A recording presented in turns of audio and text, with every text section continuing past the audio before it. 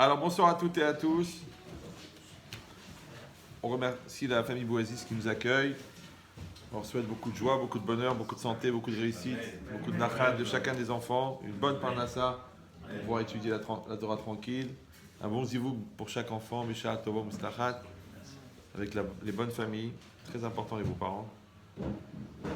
Et on va dédier le cours Leilou Nishmatam de Yitzhak Ben Mazal. Il faut dire Amen, hein, chez les juifs c'est comme ça. Pour Rina Batsohara et pour Eliaou Ben Rina, qu'Hachem élève leur Neshamot parmi les tzadikim d'Israël.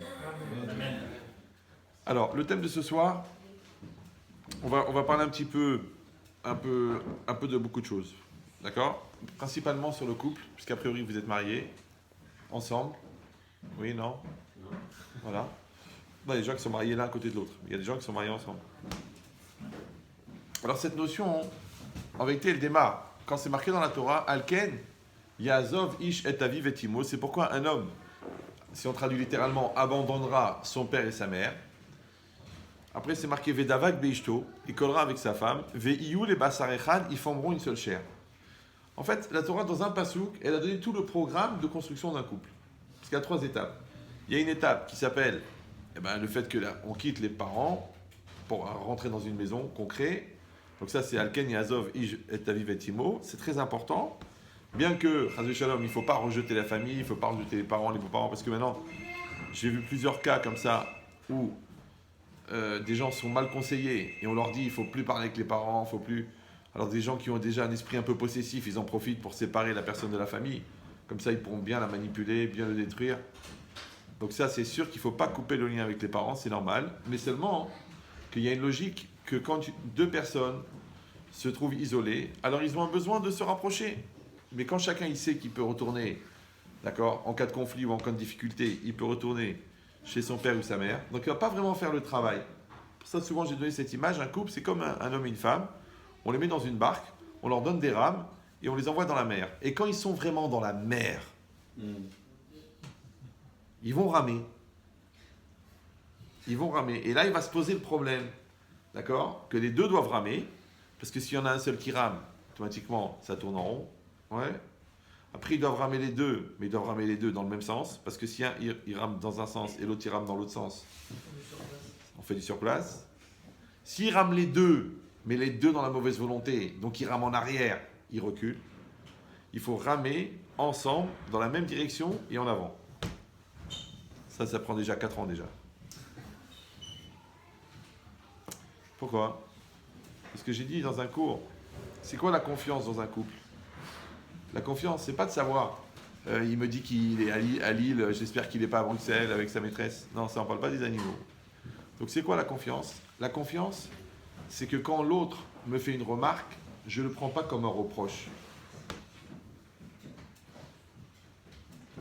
Je ne sais pas si vous me suivez. C'est-à-dire qu'il n'y a plus de rivalité. Je me bagarre toi, je me bagarre pas, je sais que tu m'aimes, ouais. J'ai un crédit chez toi. Et ce crédit permet qu'au cas où il y a une ambiguïté, il y a un malentendu, ouais, il y a un malaise, il y a un doute, c'est pas grave. J'ai le crédit de confiance de Darty. Ouais. Mais si j'ai pas le crédit, automatiquement, chaque chose, elle remet en cause notre équilibre, qui est déjà fragile. Parce qu'il faut savoir qu'il y a une très très très grande mitzvah de faire le shalom, ouais, et que chaque mitzvah, elle a un yetzer hara très fort. Par exemple, la mitzvah de la prière, c'est la concentration, la mida. Donc le yetzer hara, c'est la déconcentration. La mitzvah du kriyat shema, c'est de lire doucement. Donc le yetzer hara, c'est de lire vite. Donc la mitzvah dans le shalom, c'est de faire 1. Donc le yetzer hara, c'est de faire 2. Maintenant, même si on n'est pas religieux, on doit accepter que le yetzer hara est une entité réelle, concrète, qui participe à la vie. Maintenant, nous, on appelle yetzer hara. L'autre, il appelle le shaitan, d'accord? L'autre, il appelle la perversité narcissique. L'autre, il appelle l'entêtement à outrance. Ouais. L'autre, il appelle le malin plaisir à faire du mal. Chacun, il va l'appeler comme il veut. Nous, on le traite de manière midotique, d'accord? Par les midotes. Eux, ils le traitent de manière psychiatrique. C'est juste que tu choisis si tu es un fou ou si tu dois faire tes chouvas.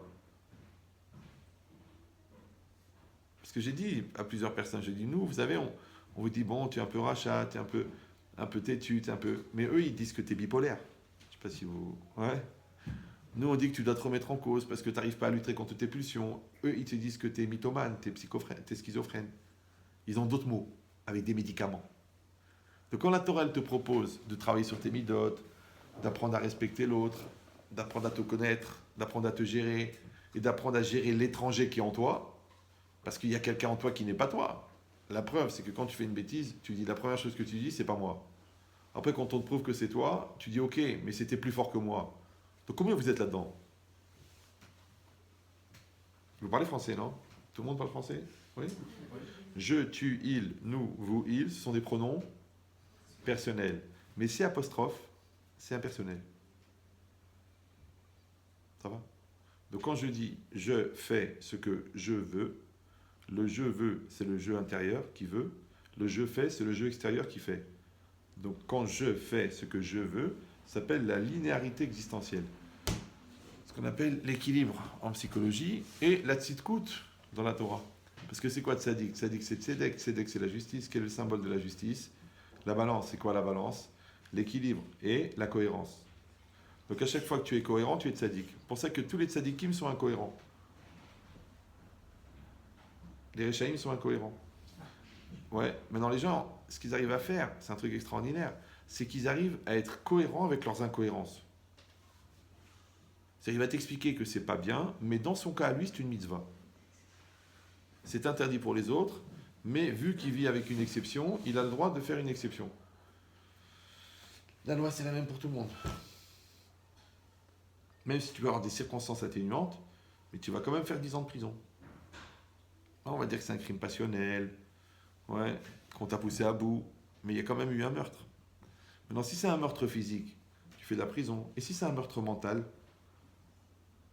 tu te fais ta prison. Tu t'enfermes. Tu t'enfermes dans l'auto-légitimation. Ouais. Ça, tu vois, tu vas légitimer tes propres erreurs. Et tu n'arrives pas à avancer. Et les gens sont enfermés. Ils sont prisonniers. Ils sont prisonniers de leurs limites. Les limites en hébreu, c'est Metzarim. C'est les mêmes lettres que Mitzraim. Donc quand la Torah, elle nous a proposé Yetziat Mitzraim, en fait, c'était Yetziat Metzarim. Donc la Torah nous a sortis de nos limites. Elle nous a libérés. Parce que quand la Torah elle t'a dit ne vole pas, elle t'a libéré d'une très grave maladie qui s'appelle que mon argent est arrivé chez l'autre. Quand la Torah elle t'a dit ne convoite pas la femme de ton voisin, elle t'a dit le bonheur est dans le pré. C'est pour ça que ta femme s'appelle Marguerite. Vous avez un taux de réactivité qui est proche du coma. D'accord. C'est pas grave, ça aurait pu être pire dans le Candidien. Ouais, donc qu'est-ce qui est marqué ici? C'est marqué. Non, j'ai besoin des blagues pour savoir si vous suivez. Parce qu'il y a des gens qui arrivent à dormir avec les yeux ouverts, et ils bougent un peu la tête, comme les chiens en plastique à l'arrière de la R12. Ouais. Mais vous, vous êtes là avec moi. Moi, je suis là avec vous. Oui, j'ai pas de feuille, j'ai rien. Mais je veux dire quelque chose d'intéressant, je veux dire quelque chose d'important, et surtout, j'ai le projet de vous aider à faire un saut de maturité de 10 ans. C'est ça l'intérêt du cours. Ça s'appelle un décapsuleur de potentiel. Je sais que je n'ai pas fait les études, mais j'ai soigné des psychiatres déjà. D'accord? Donc c'est quoi l'idée? C'est qu'une personne, elle doit comprendre qu'on vient dans ce monde avec un certain projet, avec une certaine mission. Et le bon Dieu, qu'est-ce qu'il fait? Il nous envoie les personnes qui vont être nécessaires pour qu'on puisse compléter cette mission. Maintenant, la force du bon Dieu, c'est qu'il va faire rencontrer des gens qui ont une mission complémentaire à la mienne. C'est-à-dire que moi, j'ai besoin d'eux et eux ont besoin de moi. C'est pour ça que la vie, c'est un petit peu comme un master, ou je sais pas quoi, une maîtrise en faculté en 4 ans. La première année, vous avez 5 UV à obtenir. 5 UV, ce ne sont pas des niveaux de bronzage, d'accord? La deuxième année, vous avez 10 UV à obtenir. La troisième année, vous en avez 6. Et la quatrième année, vous en avez 4. Ok. Si la première année, sur les 5, vous en avez eu 1, parce que vous avez glandé. La deuxième année, vous en avez plus 10. Vous en avez 14. 10 plus les 4 de la première année. La deuxième année, manque de peau, vous étiez amoureuse. Donc, pas concentré. Donc, sur les 14, vous en avez eu 2. Il vous en manque 12. La troisième année, vous en avez plus 5. Vous en avez 17. Vous me suivez ou... Voilà. La première année, c'est le célibat. En tant que célibataire, il y a certains niveaux que tu dois atteindre. Tu dois régler ton niveau intellectuel. Tu dois atteindre ton niveau professionnel. Tu dois avoir une autonomie financière. tu dois travailler tes midot, tu dois définir ton niveau spirituel, clair. Tu dois définir ta relation avec le temps, avec l'argent, avec les obligations, avec tes parents. Ça, c'est tous les UV que tu dois passer en tant que célibataire. Voilà. Et si vous allez dire, bah, c'est pas évident, des fois on n'a pas la maturité, des fois on n'a pas le temps, des fois on n'a pas la tête, des fois ça saoule, des fois c'est la faute des autres. Ok, c'est pas grave, ne t'en fais pas, chérie. Tous les UV que tu n'obtiens pas en tant que célibataire, tu les épouses. Parce que mes avgim, les filles ma'asav. L'agma a dit dans Sota, Davbet, mes avgim, la dame, les filles ma'asav. On fait rencontrer un homme, une femme, selon ses actions. Et c'est quoi les actions? Les actions, ce sont les ma'asim. Les ma'asim, c'est le relief de ta personnalité. Parce que ce que tu produis, ça peut être que le fruit de ce que tu es. C'est pour ça qu'on appelle ça un ma'asé. Parce que ma'asé, c'est un acte. Asé, c'est faire, la rasote. D'accord? Maintenant, moi j'ai dit un jeu de mots qui est très révélateur. Ouais. Gadol a me'asé minarosé. Il y a une phrase des Chachamim. Il est plus grand celui qui fait faire que celui qui fait. Si tu fais faire Shabbat à quelqu'un, si tu fais mettre les téfilines à quelqu'un, toi tu as plus de mérite en faisant faire à quelqu'un qu'en faisant toi-même. Gadol a me'asé minarosé. Alors moi je me suis permis un petit jeu de mots. C'est que ma'asé, c'est un acte. Et me'asé, c'est celui qui fait faire. D'accord? Maintenant, quand il y a le me'asé et le rosé, ici il y a quelqu'un qui fait et il y a quelqu'un qui lui fait faire. Donc c'est facile, c'est deux entités séparées, c'est deux personnes séparées. Mais toi-même, quand tu fais quelque chose, toi-même, tu es le me'asé de ton ma'asé.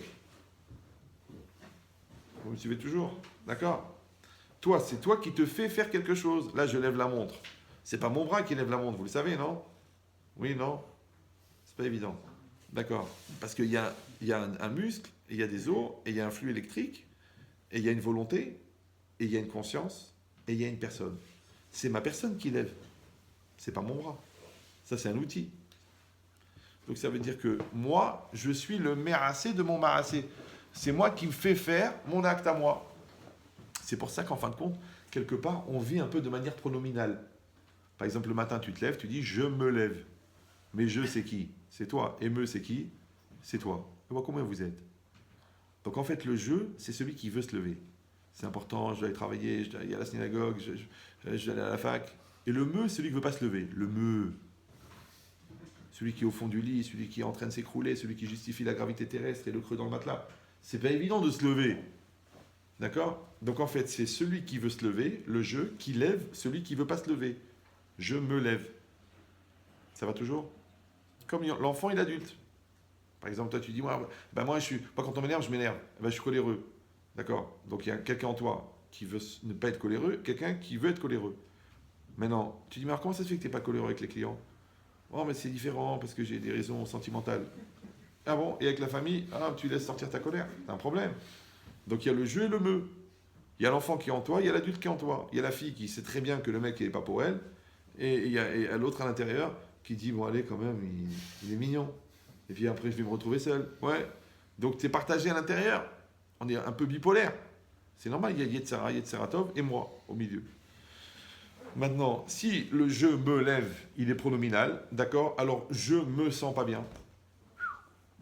Donc, en moi, il y a quelqu'un qui veut se sentir bien et il y a quelqu'un qui ne veut pas se sentir bien. Donc, quand moi, je me sens pas bien, je me donne les moyens d'alimenter ma dépression. Parce qu'à chaque fois, je dis, on va s'en sortir, regarde, t'as des gens qui t'aiment, t'es pas seul au monde, le bon Dieu est truc, la vie est belle, t'es en bonne santé. Oui, mais c'est parce que je vis, c'est parce que je souffre. Il faut voir les gens, les efforts qu'ils déploient pour rester tristes. Ils arrivent. Je dis, mais va voir les cancéreux, va voir la misère, va voir la mort. Et tu vas te calmer, tu vas voir qu'en fin de compte, t'es trop heureux. Et cette logique-là, c'est que le je me, il est mal défini. Maintenant, puisqu'on a un côté lourd en soi, qui s'appelle le me, et on a un côté fort qui s'appelle le je. Donc si quelqu'un ne développe pas un je pour gérer son me, il risque de ne pas vivre sa vie. Parce que toute ta vie, tu peux dire c'était plus fort que moi, ça m'a échappé, c'est pas ce que je voulais dire, c'est trop difficile, vous ne savez pas dans quel contexte j'ai grandi, vous la connaissez pas, vous le connaissez pas, mes parents m'ont castré mentalement, j'ai vécu dans un milieu défavorisé, à Neuilly, à Passy. D'accord? Donc, mais à un moment ou à un autre, tu vas décider de ne plus être une victime. D'accord? Mais sachez que le bourreau le plus dangereux, c'est pas celui qui est devant toi. Le plus dangereux, c'est celui qui est en toi. Parce qu'avant d'être victime du bourreau qui est en face de toi, tu es déjà victime du bourreau en toi qui relaie les agressions du bourreau qui est devant toi. Confirmation par texto. D'accord? T'as compris cette idée? Ça veut dire que je dois être solidaire de moi-même. Ça s'appelle pas l'égoïsme, ça. Ouais. Ça s'appelle le devoir d'être. Ça s'appelle la reconnaissance de soi. Parce qu'on parle du respect de soi, de la connaissance de soi, du respect de soi, de la maîtrise de soi, de la cravate en soi, de la peinture sur soi.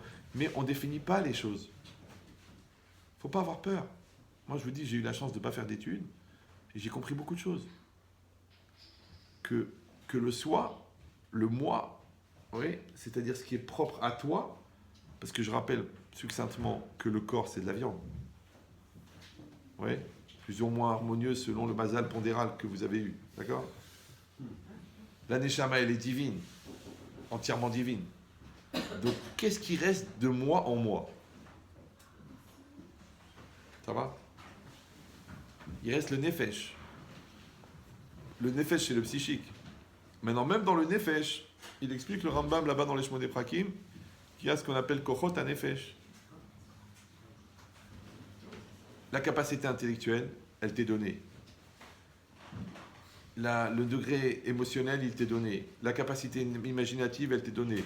L'intellect actif, c'est-à-dire la partie, on va dire, RAM de ton cerveau, parce qu'il y a le disque dur qui va enregistrer tout ce que tu vis, et il y a la RAM qui va utiliser tout le quotidien, la phase qui est liée à l'extérieur, qui permet l'efficacité en temps réel. Tout ça, ce sont des données qui sont données.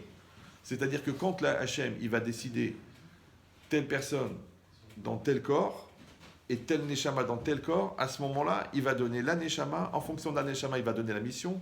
En fonction de la mission, il va donner les données, les critères, les caractéristiques, les outils, les personnes que tu vas épouser, celles qui vont naître, les parents que tu auras, les beaux-parents que tu auras, la maison que tu habiteras.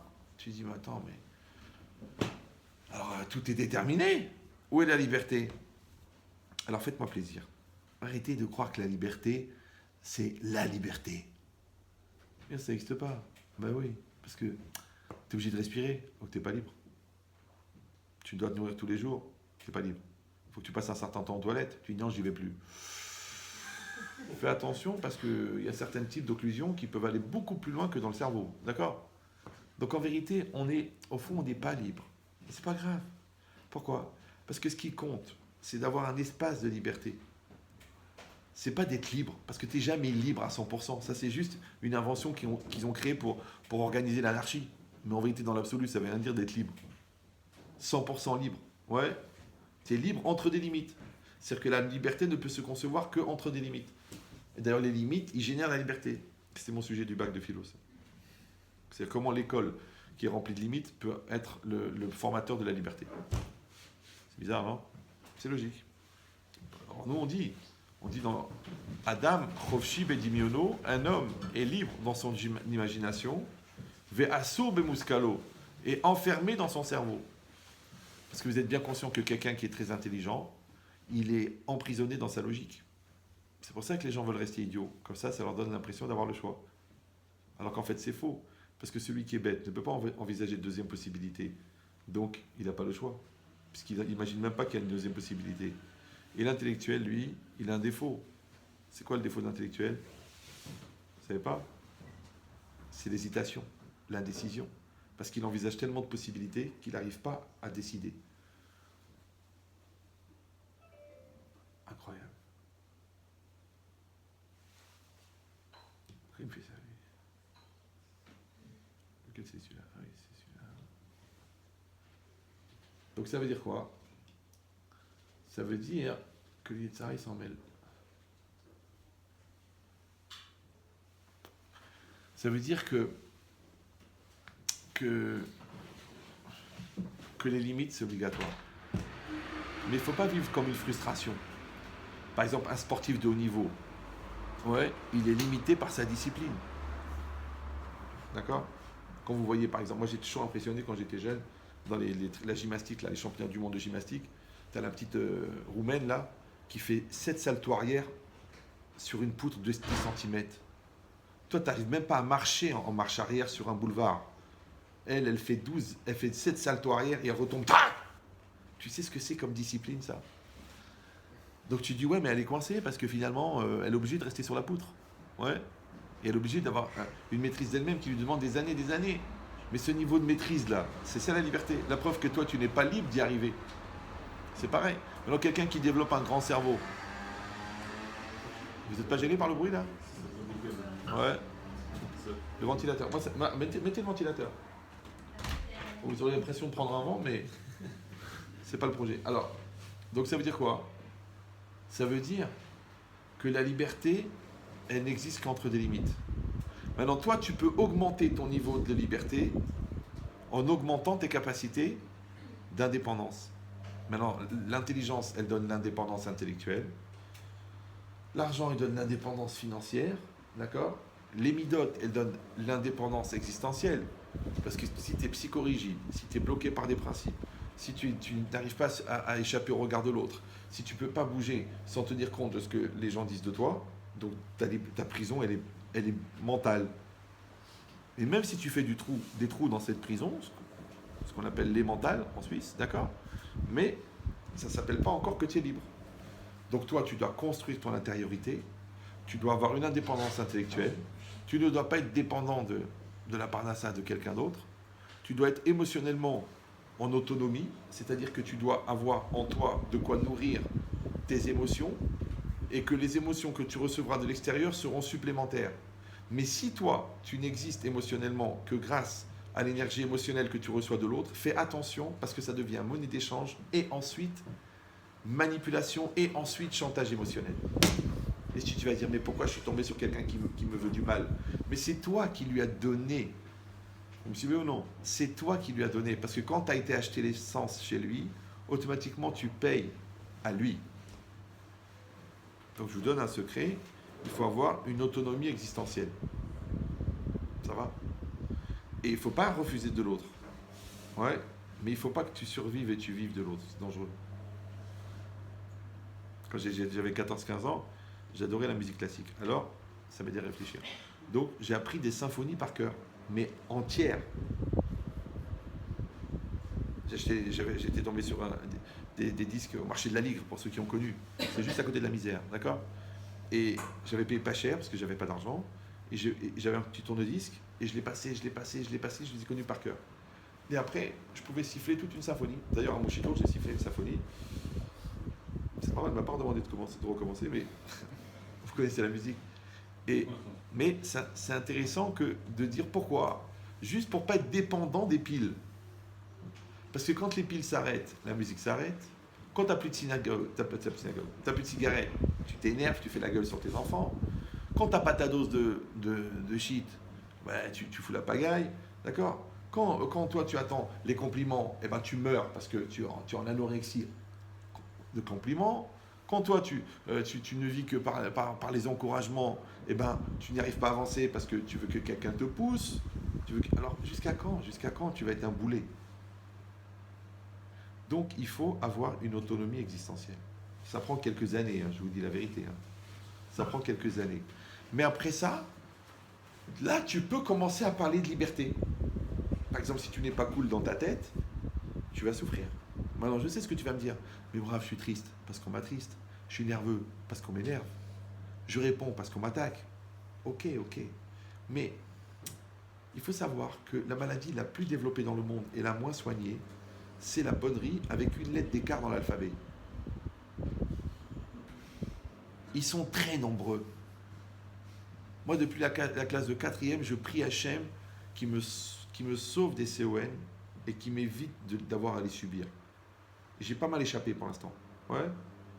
Pourquoi?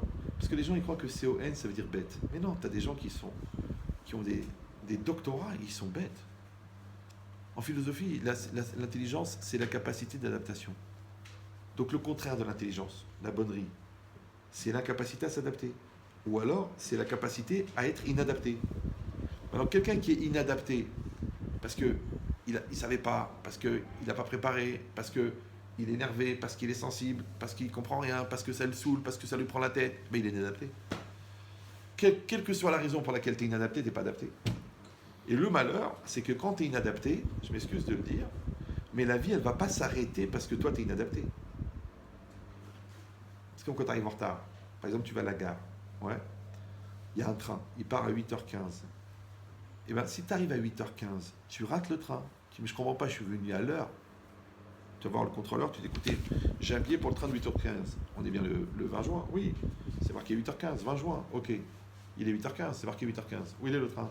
Mais il est là, monsieur. On le voit, il part. Je dis, mais comment, pourquoi je suis pas dedans? Ben, je sais pas, il faut pas venir à 8h15 pour le train de 8h15.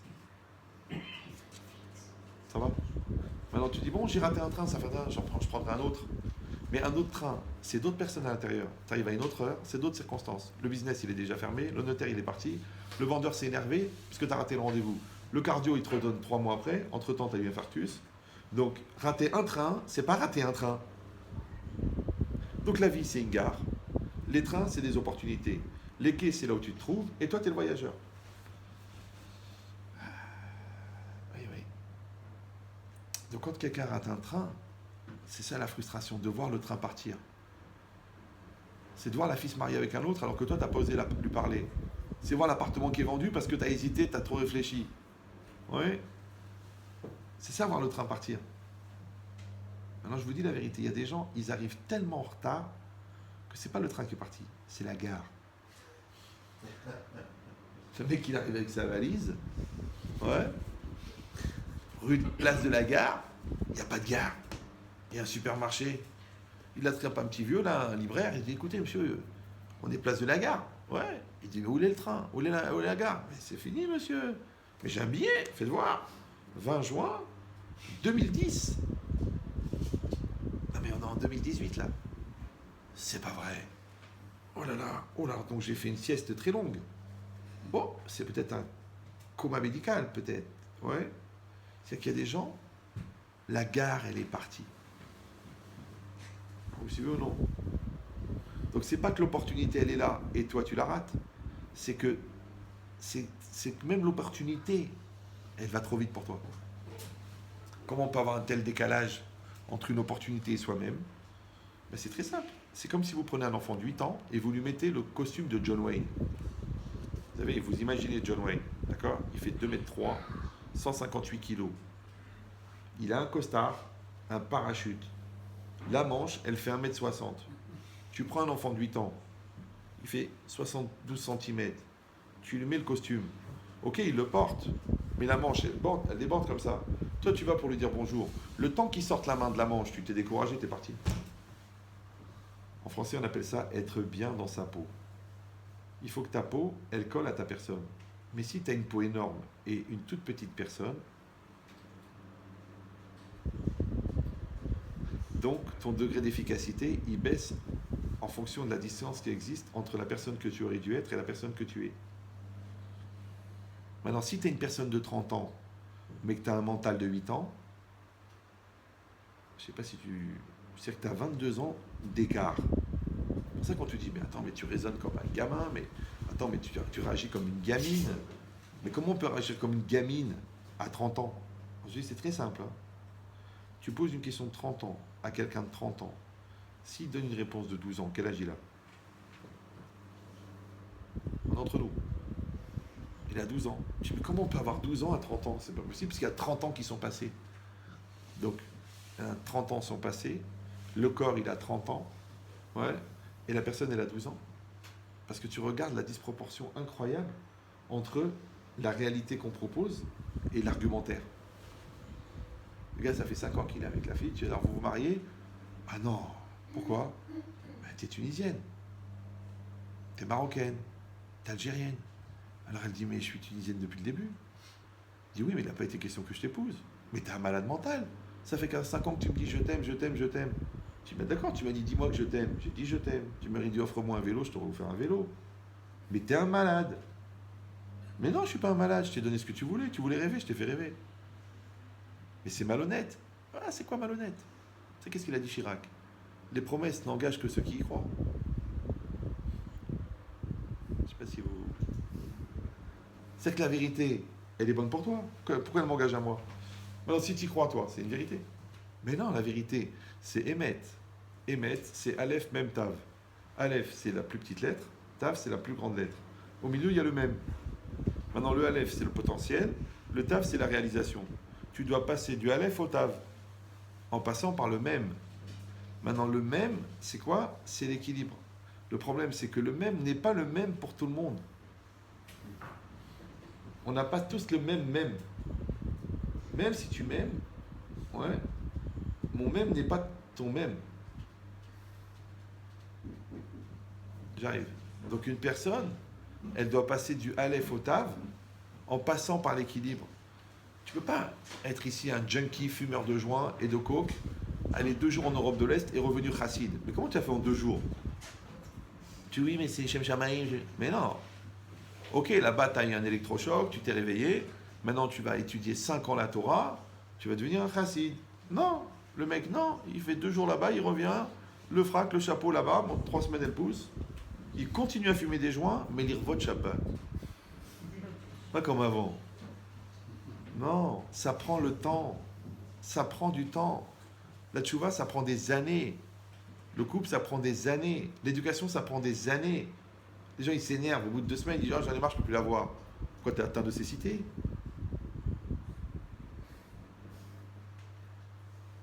Rien que je vous dis, la confiance, c'est au minimum 3 ans. Pour avoir la confiance. 3 ans. Pourquoi? Je vous donne un test, c'est facile. Imaginez, vous avez 60 000 euros sur vous, en liquide. 30 000, 30 000. Parce que vous devez acheter une Jaguar coupée d'occasion, qui a 5 000 km. Il faut prendre une chaise, parce que je vais avoir mal aux pieds dans même pas une demi-heure. Il n'y a plus de chaise? Il y a un fauteuil là. Mais vous allez rester debout comme ça? Non mais les dames aussi? Sinon, serrez-vous.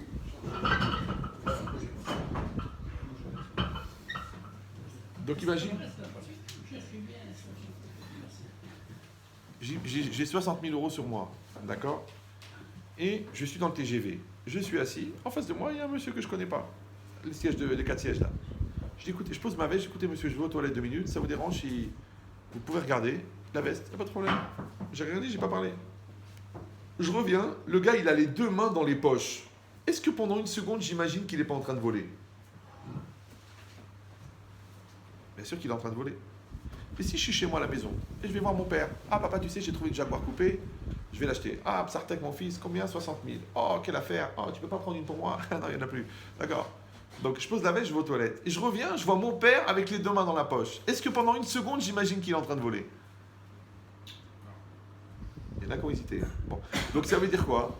C'est-à-dire que pourquoi est-ce que je soupçonne le gars que je connais de voler et je ne soupçonne pas mon père de me voler? Pourquoi? Parce que mon père, il a un crédit de confiance. Comment il a acquis ce crédit? Parce que ça fait 33 ans qu'il me fait du bien. Maintenant, si un père, il vient chez un jeune homme, il dit bonjour, bonjour, vous êtes bien Julien Belaïch? Oui. Alors voilà, je vous amène le papier, donc c'est un test de paternité. On a prélevé de l'ADN, vous êtes mon fils. Le mec il dit écoutez monsieur, je ne vous connais pas. Si, j'ai eu un rapport avec ta mère à l'époque, il y a 28 ans. Après, je suis parti vivre à Los Angeles et maintenant, je reviens et j'exige le respect qui m'est dû en tant que père. Et ta sœur, ma sœur aussi, puisqu'on est de la famille, d'accord? Il dit, mais monsieur, moi, je ne vous connais pas. Donc, vous ne me devez rien, moi, je vous dois rien. Alors, pourquoi je vous dois rien? Parce que j'ai rien reçu de vous. Tu dis, oui, mais au niveau paternité, eh ben, va embrasser l'ADN, qu'est-ce que je te dis? Demande de qui vous avez à ta semence. Qu'est-ce que tu me parles à moi? D'où je te connais? Par contre, mon beau-père, qui s'est occupé de moi depuis que je suis né, lui, je lui fais Kibbout Avahem et je ferai Kaddish pour lui quand il partira à 120 ans. Mais toi, d'où je te connais? Ça veut dire quoi? Ça veut dire que le crédit que j'ai pour l'autre, il dépend de ce que j'ai reçu de l'autre. Ça va? Maintenant, si moi, j'ai rien reçu de l'autre, j'ai pas de crédit. Donc en fait, mon père, quand il m'a donné pendant 22 ans, il a acquis un crédit. Ce crédit, il est d'un côté de la balance. De l'autre côté de la balance, il y a un comportement qui est bizarre, qui est inopportun, qui est ambigu, qui est douteux. Je dis, mais je m'en fiche parce que j'ai le crédit. Mais si moi, à chaque fois que tu fais quelque chose, je le prends mal, ça veut dire que j'ai pas de crédit.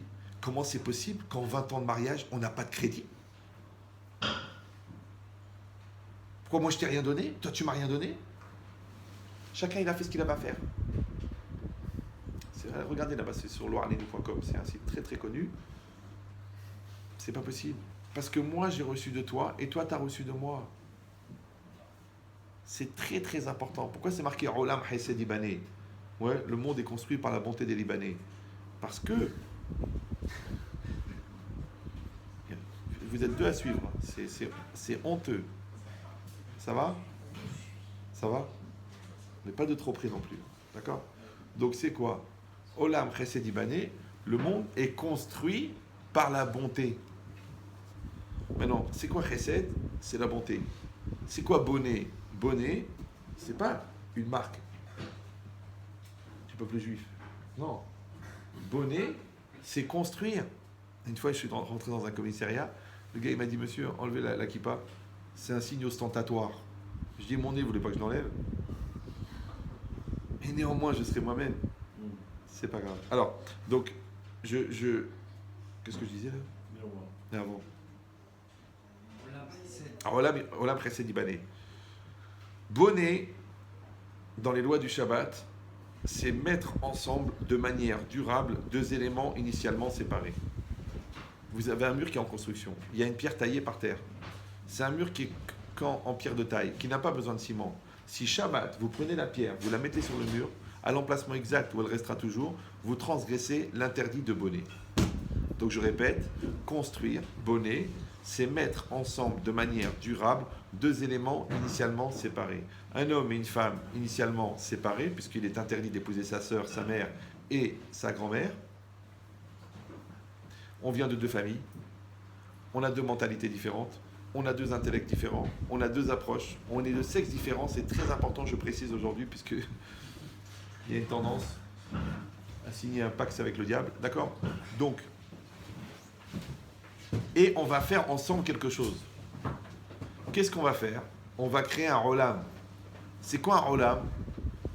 Le monde. Oui. Maintenant, ce mot Olam, il est très bizarre. Parce que le mot Olam, il veut dire le monde. Ça veut dire l'espace.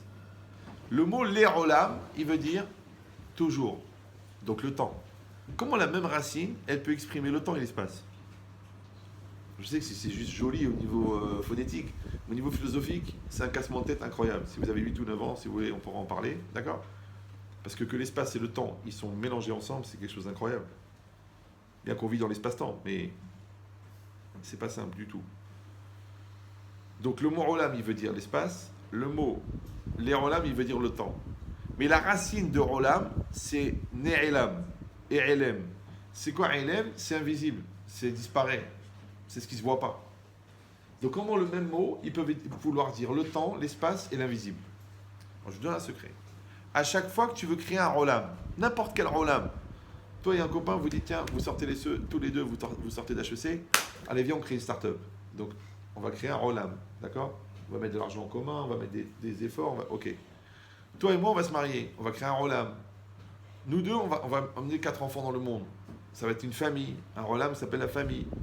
On dit, tiens, on habite à Champigny, les chapeaux, il n'y a pas de synagogue, viens, on se met ensemble, on crée une communauté, on va créer un Olam. À chaque fois que tu vas créer un Olam, ouais, donc tu vas créer quoi? Un Olam, tu vas créer un espace de communion, un espace de communication, communiquer comme un, comme un.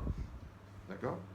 À chaque fois qu'on va créer un espace de communion, il faut décider sur quoi va être fondé cet espace. Est-ce que cet espace va être fondé sur ce qui se voit ou est-ce qu'il va être fondé sur ce qui ne se voit pas? Si tu dis, mais en quoi on est marié, mon amour? Mais comment on est marié? Bien sûr qu'on est marié. Regarde sur l'enveloppe, il y a marqué monsieur et madame. Ouais, à la maison, ça nous appartient aux deux, on l'a acheté ensemble. Ah bon, on dort dans le même lit. Ah, les enfants, ils sont de nous. Wow, on a plein de choses en commun. Ok.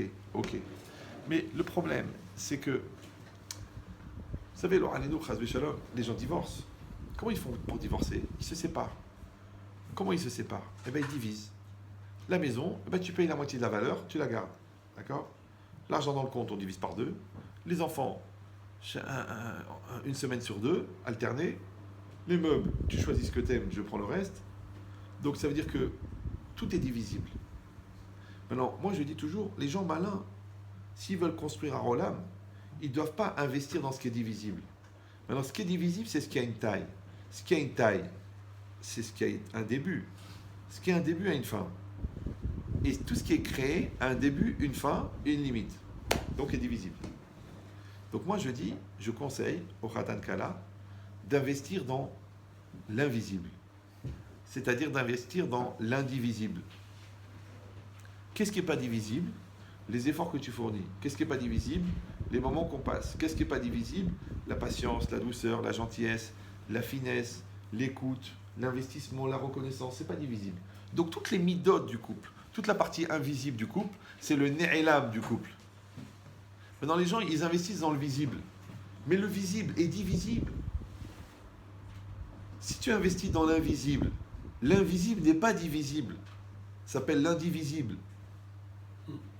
Mais après, c'est une question de regard, parce que l'un dit visible, l'autre dit non visible. D'accord? Un vrai coma, là, c'est du coma. Je répète que j'ai besoin de votre acuité intellectuelle à essayer de percevoir la prochaine blague dans l'espoir de percevoir la finesse du raisonnement qui va suivre la blague. Mais si déjà la blague, vous ne la comprenez pas, c'est exactement, mais c'est ça que j'ai besoin. Ben oui, parce que moi, je fais de la communication avec vous. Mais si je vous sens comme ça, starbo, avec un temps de réaction qui est proche de l'Antiquité, On est concentré en un seul mot. Évidemment. D'accord. Partager l'indivisible. Voilà. Ça veut dire que si on investit dans l'invisible, cet invisible n'a pas été créé, donc il n'a pas de début, il n'a pas de fin. Donc il disparaîtra jamais. Comment on dit jamais? Les rolam. Donc si tu veux que ton rolam y dure les rolam, il faut le fonder sur le ne'elam. Ziana ou là? Vous avez bien fait de venir. C'est enregistré, C'est filmé, c'est là. Ça, il faut le tatouer dans le dos de ta mère. Déjà, comme ça, tu inviteras plus souvent ta belle-mère à Shabbat. Tu dis, mamie, enlevez votre truc, il faut que je réfléchisse. D'accord? Donc, c'est ça l'idée. Donc, quand c'est marqué Olam Chesed Ibané, les gens ils croient que c'est joli. Oui, Olam Chesed Ibané, le monde est fondé sur la bonté. Mais arrête d'être bête. Vous croyez que j'aurais fait 15 ans d'Yeshiva pour une Torah idiote? Une Torah qui fait plaisir, une Torah sympathique, une Torah qui est équilibrée mentalement. Mais j'avais pas des problèmes d'équilibre mental. J'ai soigné des gens très jeunes déjà. Ouais. Ben, c'est quoi l'idée? C'est-à-dire que la Torah, elle est énorme. Parce que Adam, c'est les mêmes lettres que Méhod.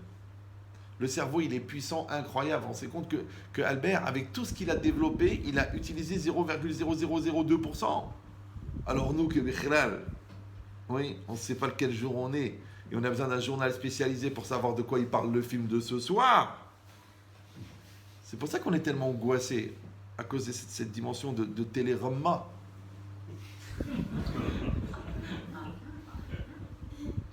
C'est vrai.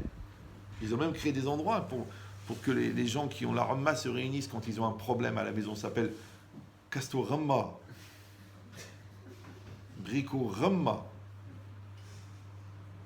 C'est même devenu une maladie. Le rhumatisme. Le rhumatisme, c'est quoi? C'est un problème de fixation au niveau des articulations. Les articulations, c'est quoi? C'est ce qui permet le mouvement. Donc les psychorigides ont des rhumatismes. Et même l'art, pour eux, devient rose. Ça s'appelle l'arthrose. Bon, il y en a des moins bonnes aussi. Hein. Je ne peux pas faire que des bonnes. Faut pas... C'est l'avantage d'être connu, c'est qu'on peut dire des blagues lourdes. Les gens n'osent pas dire « Oh, qu'est-ce qu'il est lourd !» Mais alors, si vous comprenez ça, ça veut dire que Olam, Chesed Ibané, qu'en fin de compte, on va construire toute sa vie, on va construire des Olamot. Maintenant, au-delà du regard de la Hassidoute, que chaque mitzvah, elle crée un Olam, que chaque prière, elle crée un Olam, mais déjà dans ce monde-ci du crée des Olamot, en français, ça s'appelle des cercles d'influence. Maintenant, ce cercle d'influence, il va être fait de quoi? Il va être fait d'amour, d'intelligence, de finesse, d'investissement ou de lourdeur, de terreur, de stress et d'angoisse. Tu décides. Parce que chaque contenu, il contient un contenant. Maintenant, il contient ce que tu mets dedans. Donc réfléchis ce que tu mets dans ta vie et tu vas comprendre comment elle est ta vie. Maintenant, si tu mets de l'angoisse, des nerfs, de la déception, du désespoir et du soupir, ne t'étonne pas que tu prends du Xanax. C'est l'antidépresseur. Obligé, parce que toi-même, tu as rendu ta vie angoissante. Il dit qu'est-ce qu'il doit faire quelqu'un? Il doit réussir à développer une énergie extrêmement puissante que tout le monde contient, c'est ça qui est extraordinaire, qui s'appelle la vie et qui vient de la Neshama. Le problème, c'est que cette énergie-là, elle est d'une puissance énorme à son origine, mais après, au niveau des relais, parce que relais psychique, relais physique, relais vécu, l'énergie, quand elle arrive à l'extérieur, il y a une déperdition incroyable. Donc on démarre avec 30 millions de kilowatts à l'intérieur, la force de la Neshama, mais après, il y a des pertes au niveau psychique, j'y crois pas, c'est trop difficile, ça sert à rien, ça me prend la tête, ça me saoule, j'ai pas envie. Il y en a qui ont des flemmes, même une paresse existentielle. Le mec, il a raté son bac, il reste toute la journée au lit comme ça. Il joue avec des jeux vidéo, il fume des joints. Je dis, mais t'as 19 ans, t'as toute la vie devant toi. Ouais, mais à quoi ça sert? Pour faire le même couple que mes parents, c'est pas la peine. Vous croyez pas que c'est à cause de ses parents? C'est parce qu'il a la flemme d'exister. Parce que exister, ça demande un effort. Maintenant, le problème, c'est que l'effort, il est significatif de la force. Parce qu'on dit tu es fort. Maintenant, le seul problème, c'est que pour être fort, il faut faire des efforts. Donc les gens qui ne veulent pas faire d'efforts ne sont jamais forts. Maintenant, qui c'est qui t'empêche d'être fort? Une force intérieure, que nous on appelle les Yetzer Hara, qu'eux ils appellent la zone d'ombre, ouais, la tendance à la négation, la facilité à se laisser aller, d'accord? Tout ça, ça fait que la personne elle reste à l'intérieur, sans faire d'efforts. C'est pour ça qu'il est marqué dans Pirkei Avot, Ezeu Gibor, Akovesh et Titzro. Qui c'est l'homme fort? Celui qui maîtrise son Yetzer Hara. Maintenant, les gens, ils croient que Yetzer Hara, ça c'est Belzébuth, Lucifer, c'est des notions religieuses. Et on n'est pas religieux, on est cartésien, on est... Mais, moi aussi, j'étais pas débile. Ouais, je me travaille. Mais, encore une fois, la Torah, elle n'est pas logique. La Torah, elle est plus que logique. Parce que la Torah, elle est du domaine de la Emouna. Et la Emouna, elle commence là où la philosophie s'arrête.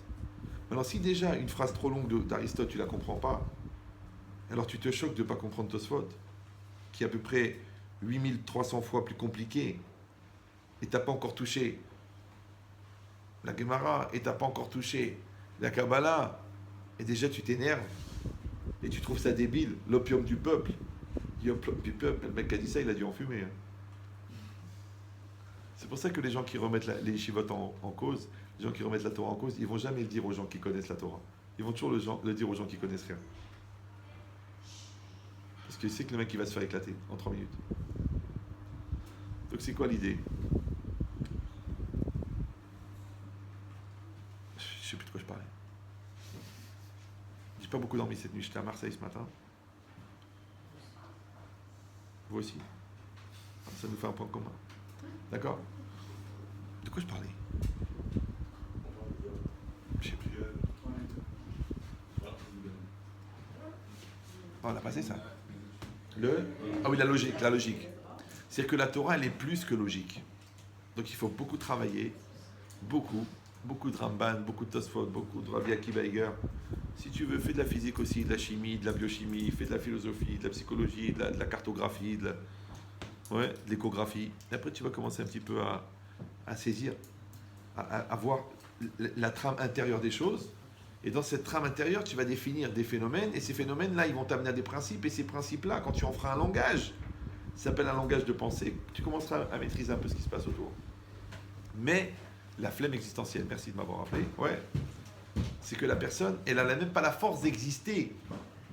Alors, à plus forte raison qu'elle n'a pas la force de se lever. Mais Ezeu Gibor, Akovesh et Titzro, qui c'est l'homme fort? Celui qui maîtrise son Yetzer Hara. Le Chovot Halvavot, il y a beaucoup qui ont gagné la grande guerre. Il dit la petite guerre, il dit par exemple Napoléon et Alexandre le Grand. Mais la grande guerre, c'est quoi? C'est la guerre avec soi-même. Il n'y a pas beaucoup de gens qui l'ont gagné. Raïti Bene Alia Ve Moatim. Ça veut dire quoi? Ça veut dire qu'une personne, elle doit faire de la musculation existentielle. Elle doit travailler ses midotes. elle doit consolider sa structure mentale. Elle doit se fixer des projets de réalisation personnelle. Elle doit atteindre un équilibre dans sa famille. Elle doit avoir une autonomie dans la connaissance par rapport à la Torah. Elle doit avoir une perception du divin qui soit assez forte pour que quand elle arrive là-haut, elle 120 ans, elle ne tombe pas des nues devant un ange, alors qu'en fait, c'est même pas Dieu. Vous savez qu'un ange, il fait 4000 km de large. Donc quand tu vas arriver, tu vas... Tu vas dire, oh, je suis rien du tout, moi. Je vais t'amener chez le patron. Ouais.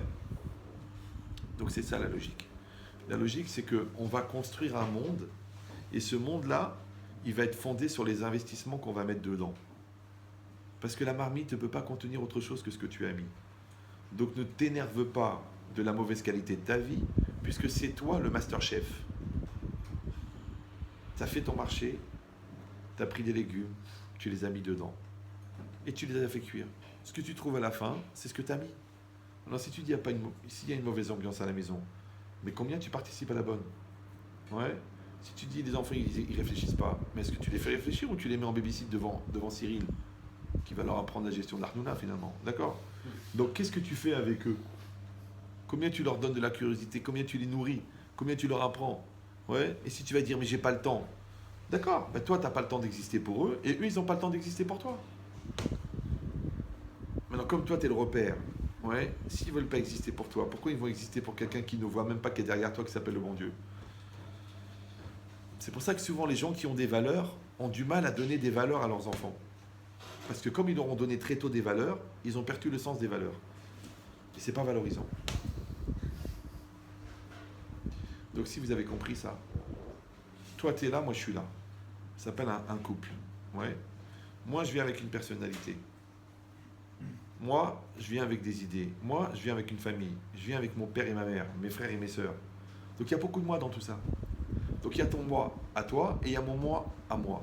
Donc en fin de compte, ce sont nos deux moi qui nous séparent. Oui, parce que moi, chaque fois que je te parle à toi, il faut que je passe par toi. Alors la Torah a donné une règle extraordinaire qui s'appelle le chesed. Vous avez entendu parler de ça?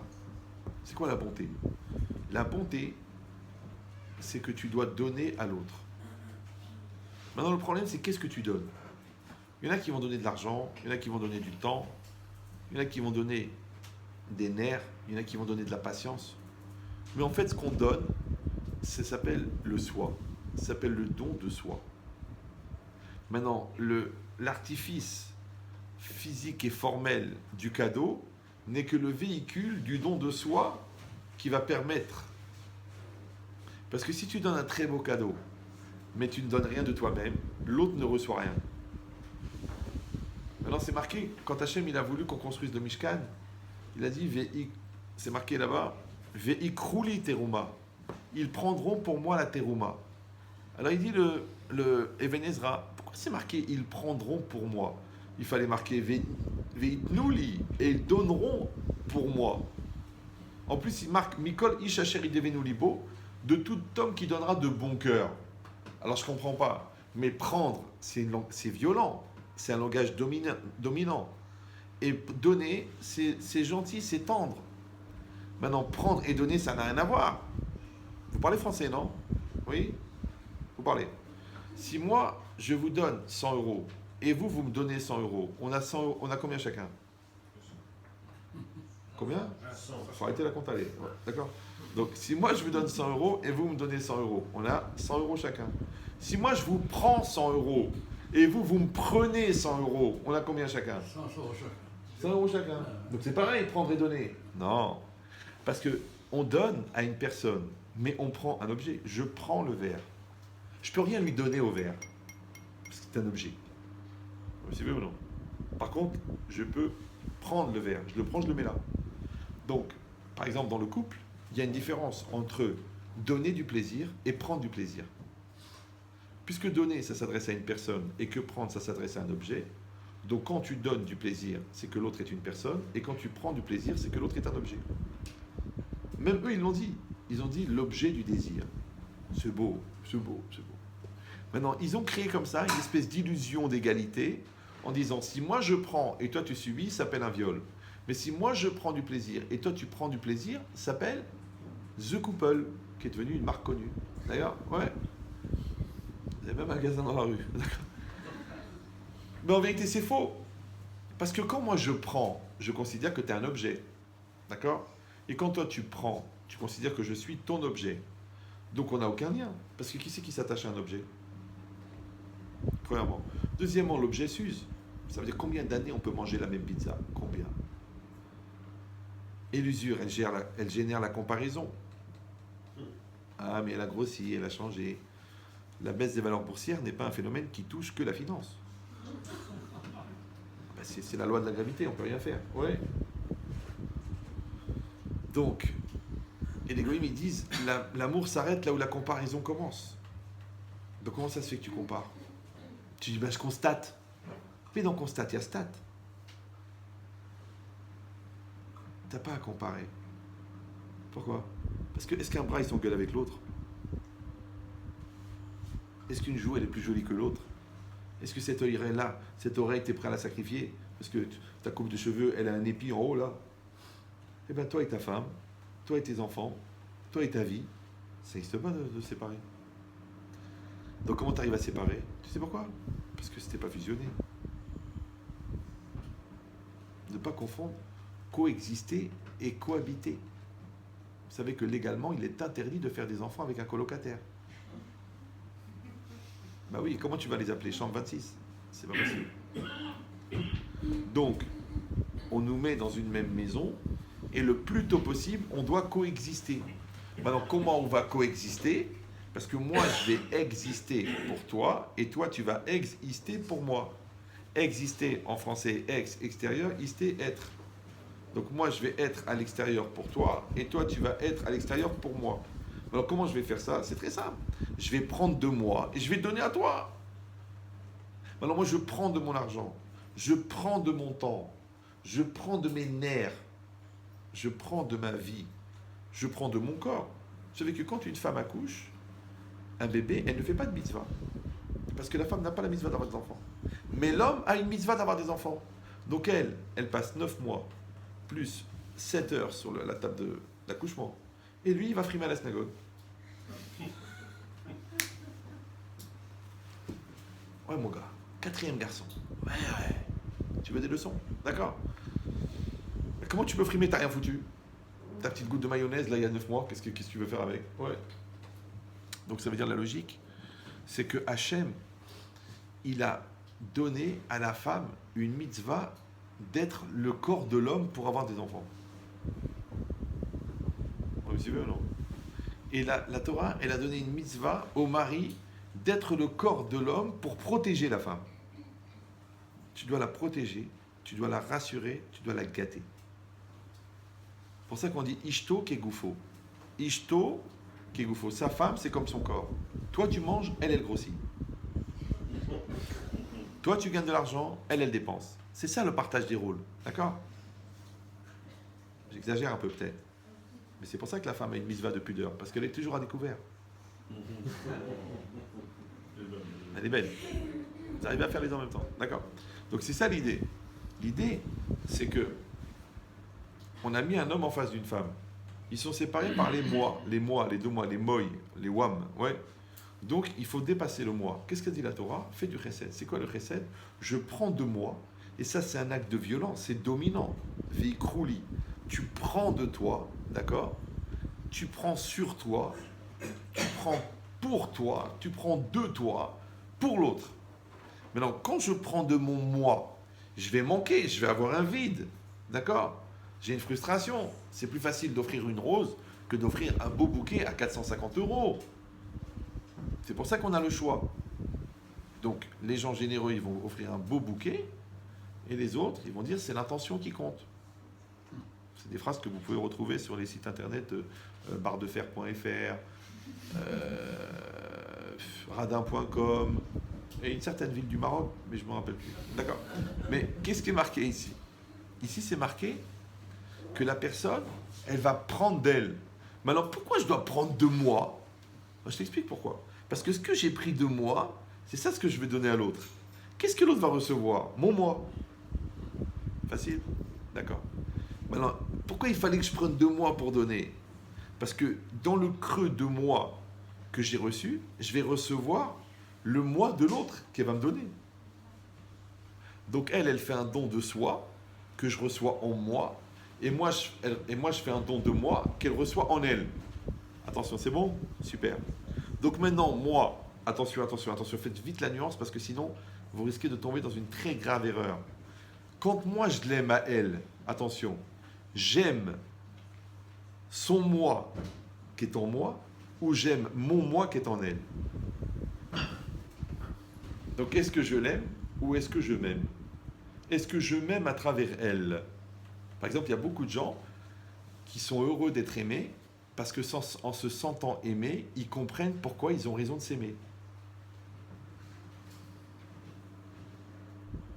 Mais je ne dois pas m'aimer parce que je suis aimé. Je dois m'aimer parce que je suis capable d'aimer. C'est des nuances. Oui. Regardez, il y a 2 bateaux. Vous vous rappelez l'exemple des bateaux ou non? Les 2 bateaux qui n'ont pas de vent, qui n'ont pas de voile, qui n'ont pas de rame, qui n'ont pas de bateau. Vous vous rappelez ou non? Qui n'ont pas de moteur. Vous vous rappelez pas? Je l'ai dit hier soir à Marseille. Vous ne suivez pas les cours sur Facebook? Bon, je répète. Donc, vous avez deux bateaux en pleine mer du Pacifique. Calme plat, aucun vent. Ils ont des voiles, mais il n'y a pas de vent.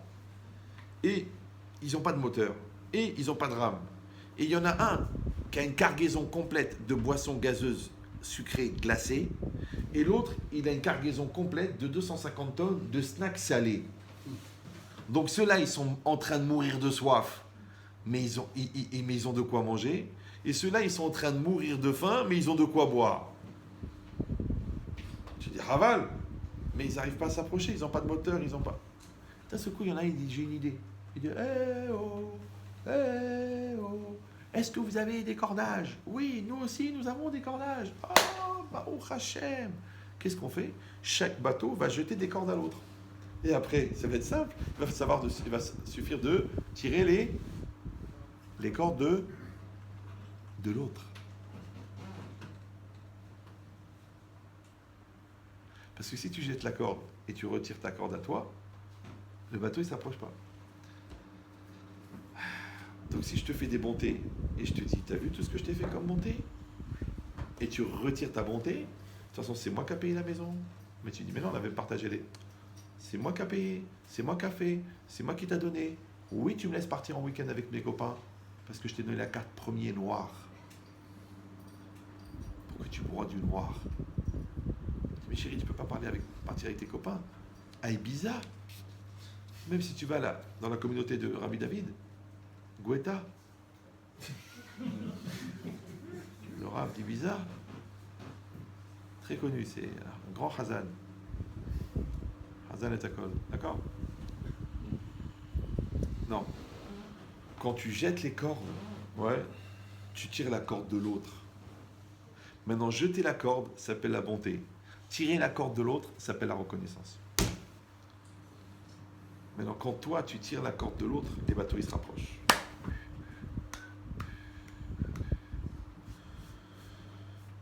Donc normalement, chez les gens normaux, le fait de donner de soi, ça génère chez l'autre le besoin de dire merci. Et la bonté et la reconnaissance, Rav Dessler, il dit Chesed ve'akaratatov ze'ahava. C'est ça l'amour. Mais attention, ne vous trompez pas. Ouais. Qu'est-ce qui véhicule la bonté? La volonté. Qu'est-ce qui véhicule la reconnaissance? La volonté. Maintenant, il y a une volonté de dire merci, il y a une volonté de donner. L'amour, c'est la communion des volontés. C'est pas le fait de faire des cadeaux. Ouais, la preuve, c'est que tu fais un cadeau de mauvaise volonté, ça marche pas. Tu dis merci, mais sans le penser, ça marche pas. Tu dis merci. Bon, merci. Ok, merci. Ça marche pas. Pourquoi? Parce que le geste n'est que la trame virtuelle qui permet d'accompagner un sentiment réel. Mais si le cadeau est réel et le sentiment est virtuel, ça ne marche pas. C'est pour ça que le Maharal de Prague, il dit Ahava zeshaviut haretzonot. L'amour, c'est l'équivalence des volontés. Il faut que les deux volontés se rejoignent. Maintenant, puisque la volonté, c'est le moteur de l'existence, Donc moi, je vais exister pour toi parce que ma volonté, elle va être pour toi. Et toi, tu vas exister pour moi parce que ma volonté va être pour toi. Maintenant, la communion des volontés, ce qu'on appelle la coexistence, ouais, va permettre ce pont commun qui va faire passer toutes les informations dont on va parler. Les goïms, ils appellent ça être sur la même longueur d'onde. Tu penses à quelque chose, paf, la personne, elle finit ta phrase, d'accord? Tu tiens du souci, elle te téléphone. Tu dis, mais comment c'est possible?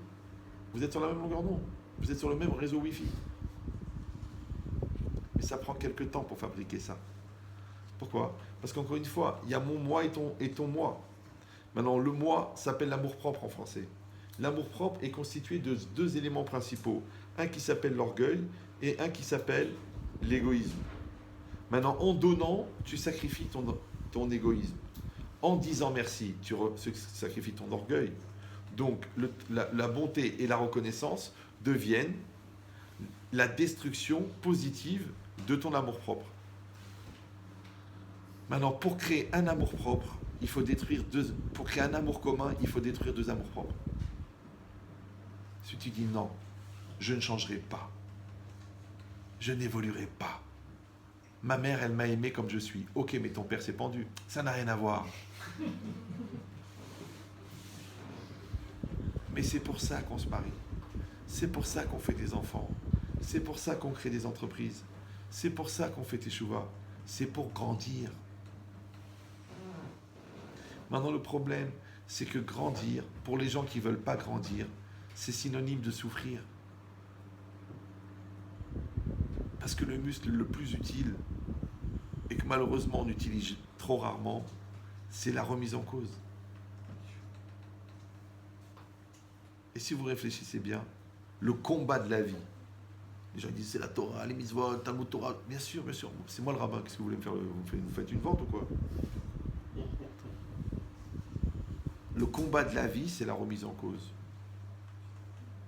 Maintenant, pour faire les mitzvot, il faut remettre en cause l'envie de ne pas les faire. Pour ne pas faire une avéra, il faut remettre en cause la pulsion intérieure qui te pousse à la faire.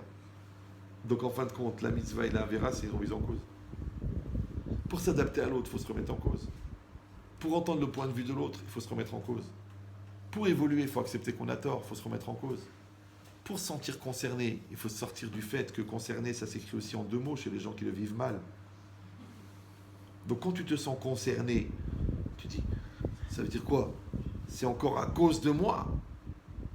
Mais non, à cause de toi, chez les optimistes, ça veut dire grâce à toi. À cause de toi, chez les pessimistes, ça veut dire, ça y est, c'est encore à cause de moi. Voilà, ça je le savais, avec les rabbins, c'est toujours pareil. Tu sors avec la ramma, tu t'étouffes. Mais non, mais non. Toute la vie. Vous êtes déjà monté un escalier, non? C'est très intéressant. Peut-être des choses simples. La roue, la marche. La marche, c'est un ridouche. Une marche. C'est un ridouche. Parce qu'un jour, il y en a un, il est arrivé devant une falaise. Il a dit une falaise? Il a dit c'est balèze. Ah, c'est joli. D'accord. Il dit mais on pourra pas monter. Mais qu'est-ce que c'est une falaise? Une falaise, c'est une marche de 80 mètres de haut. Le mec, il a dit mais je peux pas sauter 80 mètres. Il dit mais non, tu peux pas sauter 80 mètres. Mais combien tu peux monter? Oh, tu dis 22 cm.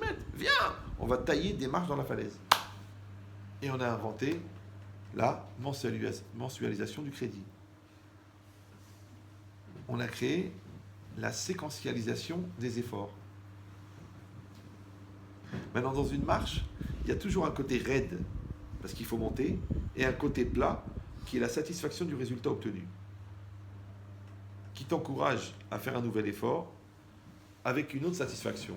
Un effort, une satisfaction. S'il n'y a que des efforts, tu meurs. S'il n'y a que des satisfactions, c'est la Belgique, le plat pays qui est le bien. D'accord? Donc on a besoin de ça. Maintenant, le problème, c'est que pour arriver ici, il faut remettre en cause le fait d'être là.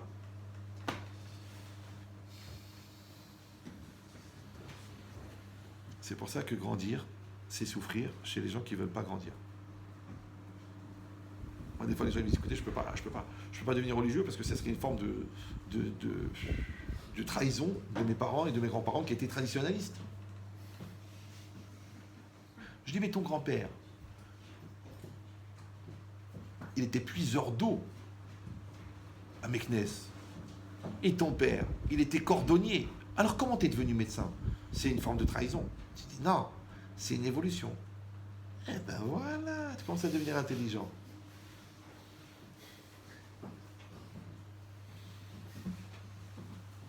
Ben c'est exactement pareil. Comme on est obligé d'évoluer dans notre couple avec notre conjoint, on est obligé d'évoluer dans notre couple avec Hachem. Comme on est obligé d'évoluer dans notre couple avec nos enfants. Vous savez que quand les enfants ils ont 8 ans, tu ne peux pas leur parler de la même manière après quand ils ont 28 ans. Il y a des gens comme ça. De toute façon, t'es un gamin, de toute façon, tu comprends rien, de toute façon, t'es un bébé, de toute façon, si tu sors ce soir, je t'excommunie, je te déshérite, je te pourris la vie, je te détruis, je te tue. Je dis, mais papa, j'ai 28 ans. Déjà? Ça passe trop vite. C'est vrai que c'est un des défauts majeurs des enfants, c'est qu'ils grandissent. Comme les parents, ils ont un défaut majeur, ils vieillissent. Donc nous, on ne veut pas les voir vieillir. Premièrement, parce qu'on tient à eux. Deuxièmement, parce que ça veut dire qu'on grandit aussi. Et les enfants, on veut qu'ils restent petits. Pourquoi? Parce qu'on a l'impression que quand ils sont petits, on va rester leurs héros. Mais s'ils grandissent, on peut devenir leurs héros. C'est pour ça que les enfants naissent petits. Non, c'est vrai, le bon Dieu, il aurait pu faire que l'homme, il naît à 30 ans. La femme, elle accouche, on aurait régulé pour les hormonaux, d'accord? Et la femme, elle aura accouché un homme de 30 ans.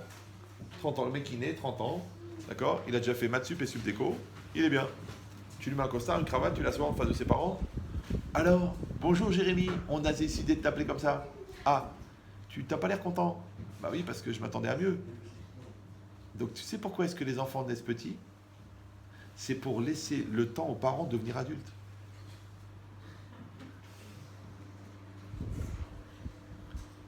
Puisqu'on a dit tout à l'heure que tout ce que tu n'as pas développé au niveau personnel, tu l'épouses. Et tout ce que tu n'as pas développé au niveau du couple, tu l'accouches. Et tu ne peux pas tricher avec l'enfant. Parce que ta femme, tu peux dire, c'est Hamara. Je me suis marié trop vite. Ce mari, ce lourd, ce brel, il m'a fait le coup de la panne, il m'a embrouillé, j'étais jeune, mes parents m'ont obligé. Mais l'enfant, il vient de nous. Il n'a pas été génétiquement modifié. Donc il contient de toi et de moi.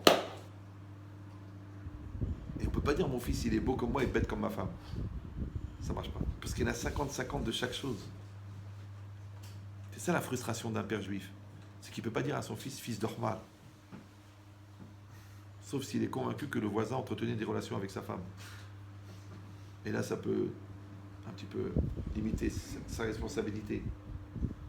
Mais non, un homme, il a ses enfants en face de lui, ça veut dire que les enfants, c'est une question pour lui. Maintenant, comment lui, il va savoir quelle est sa part à lui dans cet enfant-là, grâce à la personne qu'il a épousée et grâce au travail qu'il a fait personnellement. Donc le travail personnel que tu fais en tant que célibataire, tu le continues pendant le mariage et tu le continues avec les enfants et tu le continues même après. Le travail de couple, eh ben, tu le fais avec ta femme, avec les enfants, et tu le continues après que les enfants s'en vont. Ouais. Et le travail d'éducation, tu le fais pendant que les enfants sont devant toi, et après, tu pries pour ne pas avoir besoin de le faire après. Donc ça veut dire qu'on est condamné à évoluer. Parce que toi, tu crois que tu es en train d'éduquer l'enfant, mais en fait, c'est l'enfant qui t'aide à dévoiler des facettes de toi que tu n'as pas imaginées, qui s'appelle la conscience parentale. Comme ton patron, il t'a aidé à développer la confiance professionnelle. Comme ton rave, il a développé chez toi la conscience de Dieu. Ce qu'on appelle vulgairement l'Aïrat Shamaïm. Maintenant, si tu ne te confrontes pas avec la réalité, ben, tu n'évolues pas. Ça s'appelle le déni de réalité. Maintenant, le problème, c'est que comme la réalité continue à grandir alors que toi, tu ne grandis pas, le décalage entre toi et la réalité que tu n'acceptes pas, il devient de plus en plus grand. Et quand il est trop grand, ou tu es obligé de rentrer carrément dans le déni, ou alors de te mettre à mentir, ou alors de trouver des médicaments qui t'évitent d'avoir à assumer une réalité qui t'agresse. C'est pour ça que les gens qui n'arrivent pas à trouver une ligne de conduite, ils s'en fixent une et ils y aspirent sous prétexte qu'elle est blanche.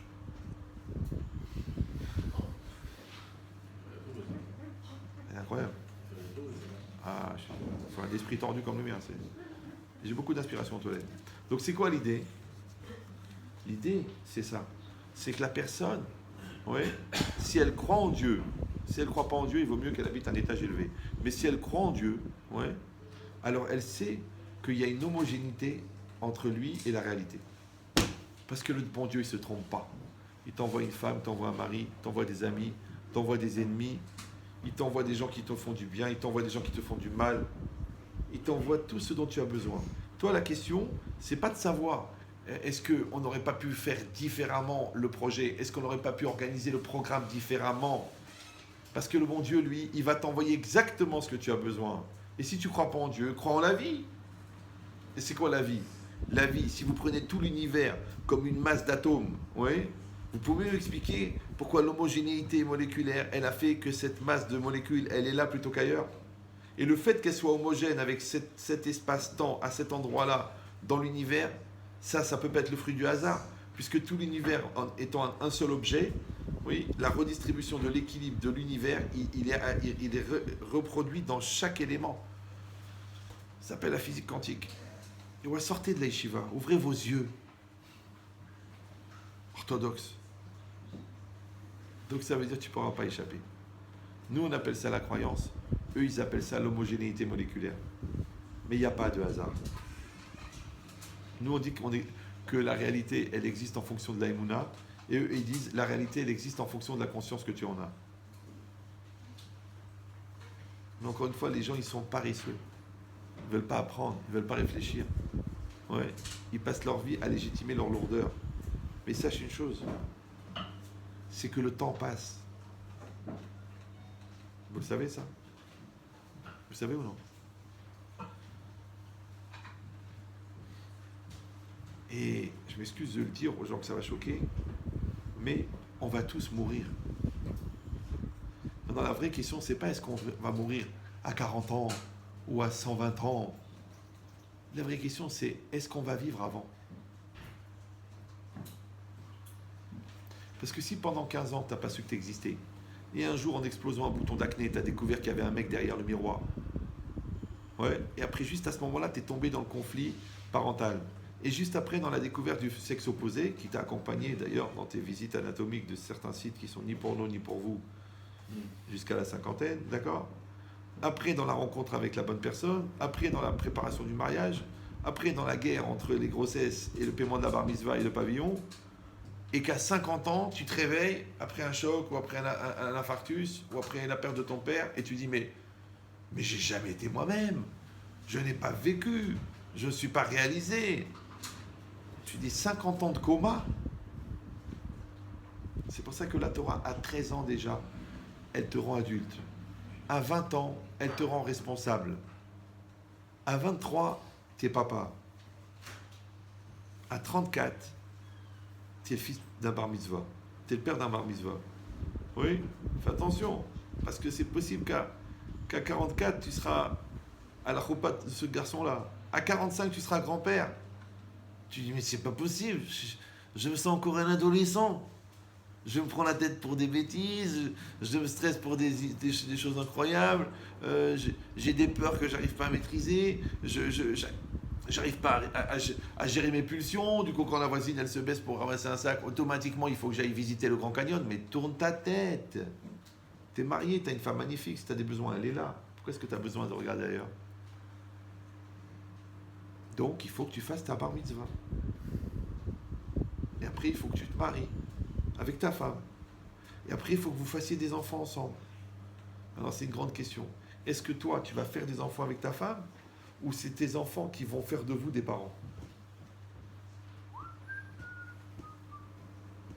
Parce que parents, c'est pas une fois par an.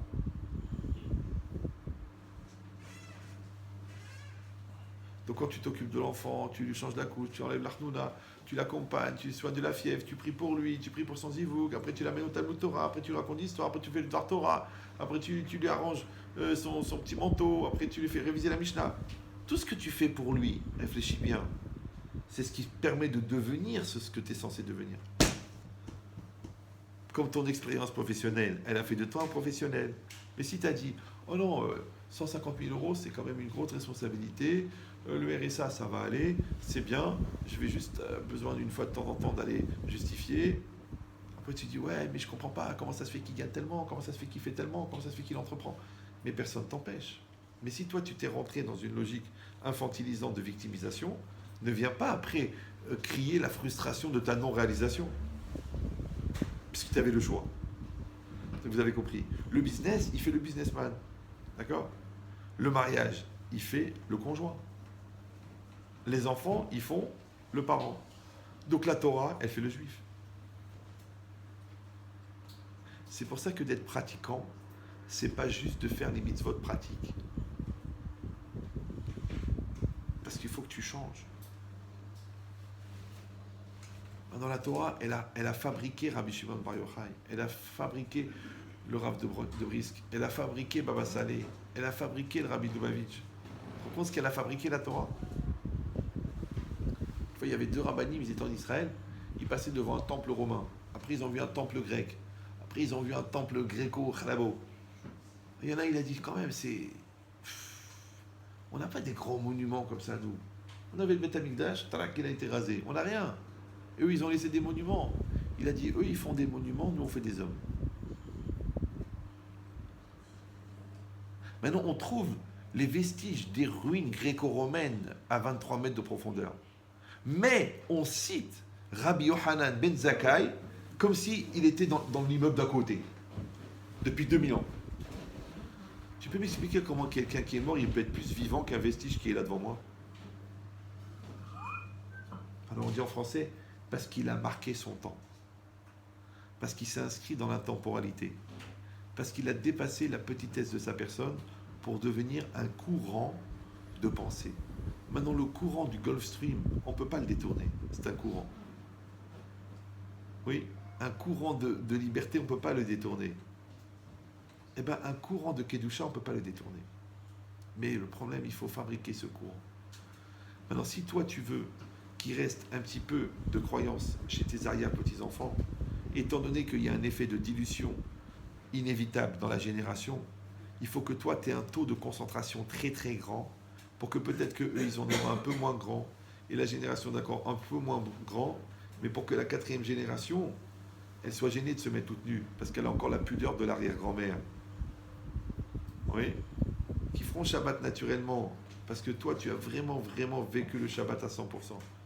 Qui ne seront pas des voleurs parce qu'ils t'ont vu toute ta vie courir après quelqu'un pour lui rendre 1 euro. Parce qu'il y a des gens qui pensent qu'à partir de 100 000, c'est une mitzvah de voler. Si tu donnes le maaser à l'Eshiva. Mais il n'y a pas de différence dans le vol entre 1 euro et 1 million d'euros.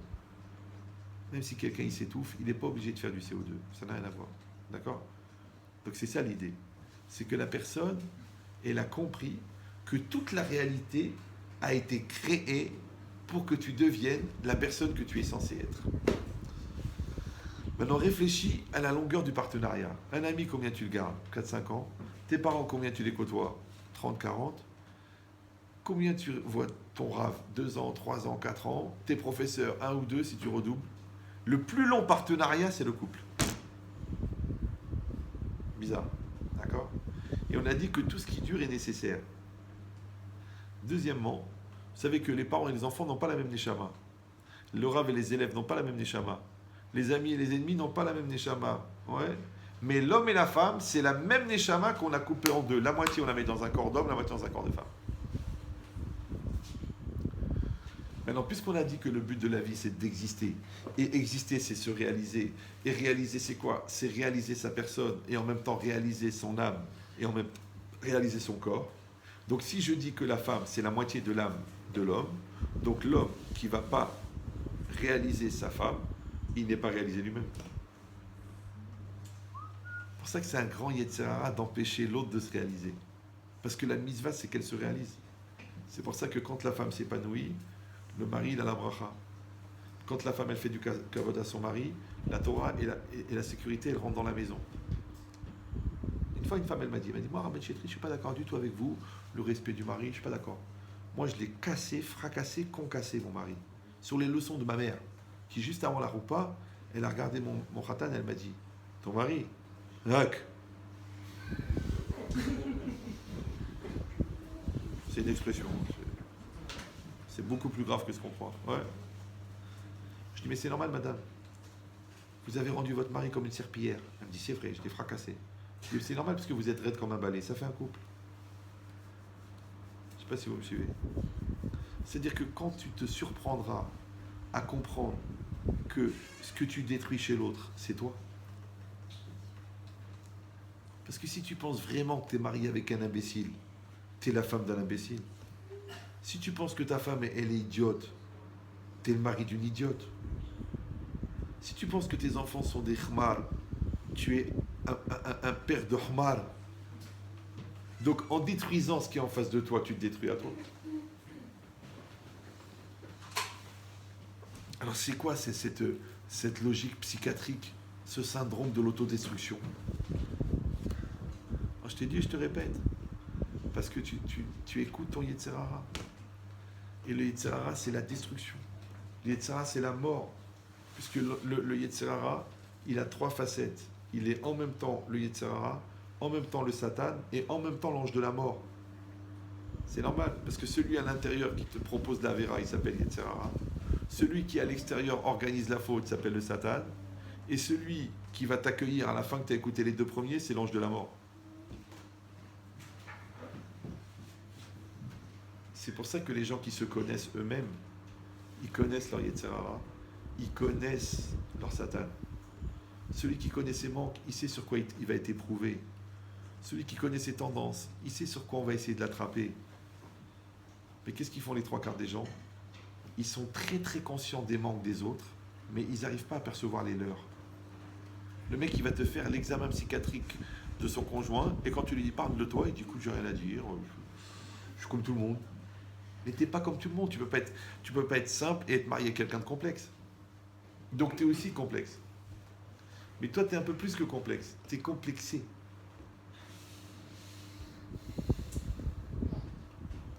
C'est pour ça que la Torah, elle a donné le moussard.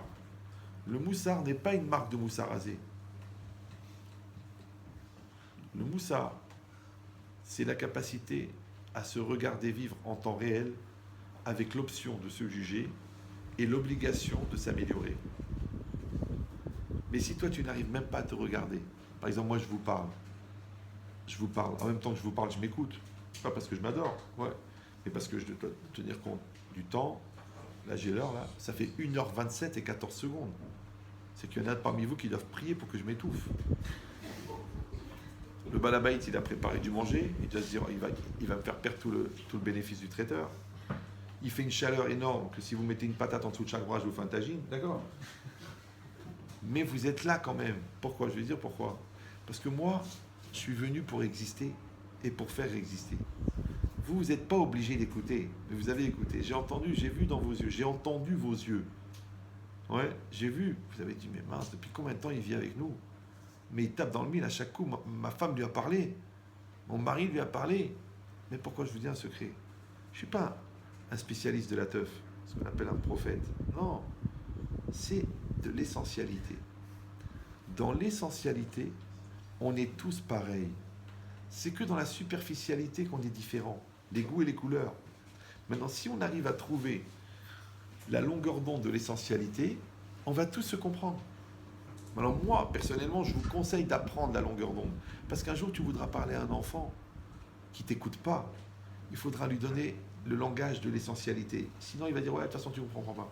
Si tu veux qu'elle reste à la maison et pas qu'elle te quitte, il va falloir exprimer l'essentialité. Tu dis, mais non, je vais lui dire que je l'aime, je vais lui offrir des fleurs. Fais gaffe, parce qu'il y en a des fleuristes dans le monde. Et il y a des gens plus riches que toi. Il y a des gens plus beaux que toi.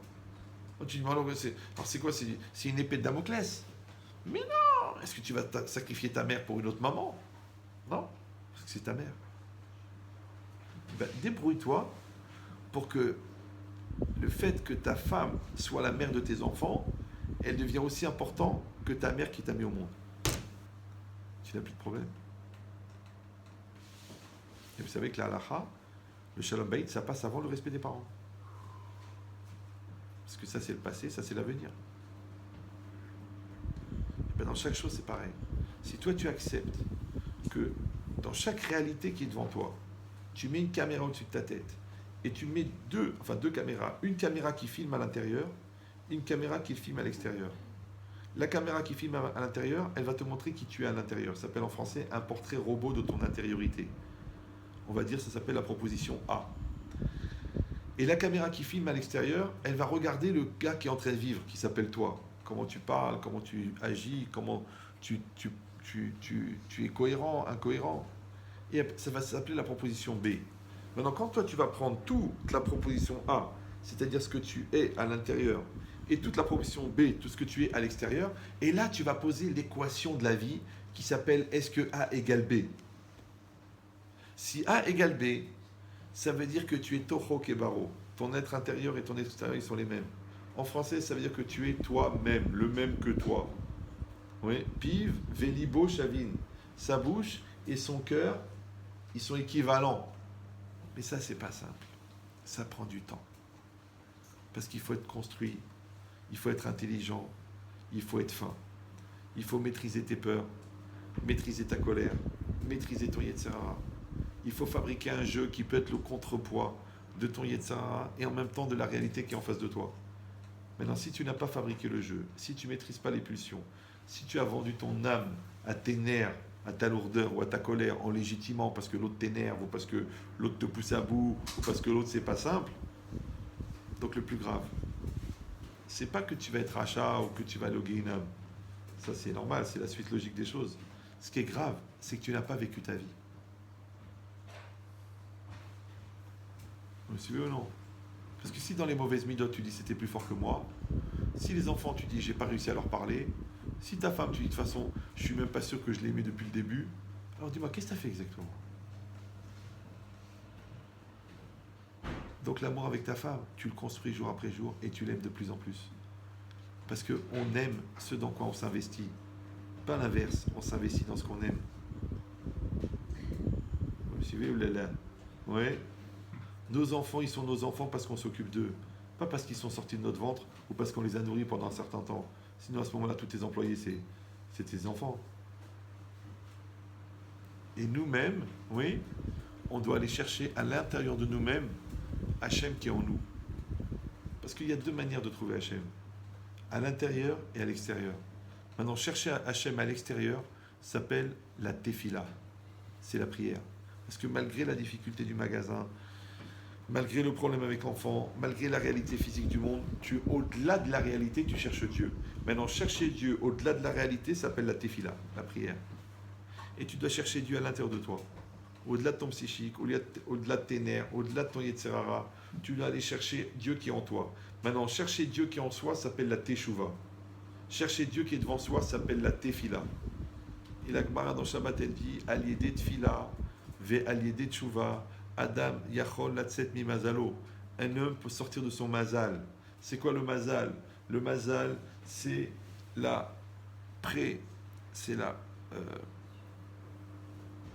c'est le pré-établissement de la trajectoire de particules qui te constituent dans un espace et une temporalité éphémère et qui t'est confié pour que tu deviennes toi-même. Ne croyez pas que c'est une phrase en l'air. Je vous ai résumé 400 pages du Siftei Chaim sur le Mazal. Vous n'êtes pas obligé d'être d'accord. Mais pour pouvoir être pas d'accord, il faudrait pouvoir être d'accord d'abord. Donc le but, c'est pas le Mazal. Ouais, c'est de sortir du Mazal. Mais tu ne peux pas sortir du Mazal si toi-même, tu te soumets à ton Mazal. Et un des plus grands télécommandeurs de Mazal, c'est le Yetzirah. Donc quand toi, tu deviens serviteur du Satan, tu es soumis au Mazal. Alors c'est marrant parce que toi, tu t'es rebellé contre la religion sous prétexte de liberté, alors qu'en fait, en te rebellant contre la religion, tu t'es soumis au Yetzirah, donc tu as renoncé à la liberté. Parce que finalement, il n'y a que deux choix dans la vie. Ou tu vas être un serviteur de Dieu, ou tu vas être un serviteur du Yetzirah.